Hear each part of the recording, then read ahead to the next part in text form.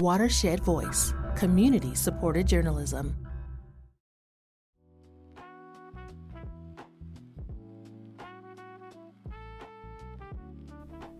Welcome to Good Grief. I'm Andrea Sarai. This is a space for honest conversations about loss, healing, and what it means to move forward without leaving love behind. Thank you for spending the next few minutes with me. Let's grow through grief together.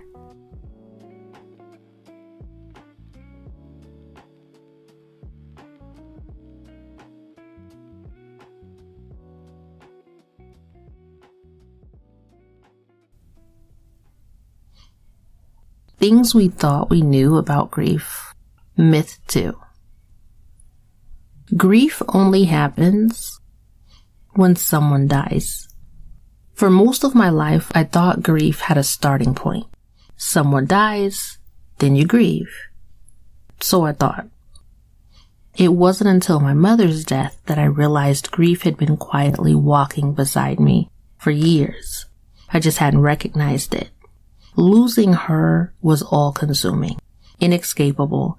Nothing could have prepared me for that kind of pain. Yet, as I sat with it, something unexpected began to happen. One of the tools I use to navigate hardship is introspection. Whenever life shakes me, I instinctively begin asking, where have I felt this before? Where have I seen this before? What helped then? What might help now? As I reflected, I realized something. That on one hand, the level of grief I experienced losing my mom was unlike anything I had ever experienced. But on the other, it was quietly familiar. Not in its intensity, but in its depth, in its ache. I began to recognize grief at the edge of nearly every significant loss I'd experienced since childhood. I simply hadn't known to call it grief. The more I listen to other people's stories, the more convinced I become that I'm not alone. One conversation in particular has stayed with me. A client told me she had unexpectedly lost a job she'd held for 30 years. Technology had replaced her. The loss sent her life into a downward spiral. When we spoke, she admitted she was calling me from the car she was living in. As we talked, I gently asked, I wonder if what you're experiencing is grief. She stopped. Then, almost incredulously, she replied, You're absolutely right. It is grief. It wasn't just agreement. It was recognition. You could hear the relief that comes from finally having language for something you've been carrying. Like so many people, she believed grief only followed death. But grief isn't defined by death. It's defined by loss. Once we understand that, we begin to recognize grief in places we may have overlooked. Sometimes grief looks like mourning a person. Other times it looks like mourning the life we thought we'd have.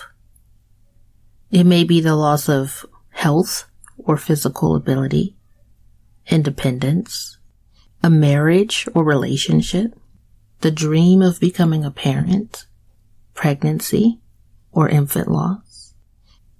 Years spent caregiving, retirement or the end of a career, financial stability, a friendship, faith, the home you left behind, the childhood you deserved but never had, the future you imagined, a sense of identity. The losses may be different, but the ache is often surprisingly familiar. Perhaps that's why so many people struggle to recognize grief. Not because they aren't grieving, but because no one ever told them grief could look like this. Maybe you've been waiting for someone to tell you that what you're carrying counts as grief. It does.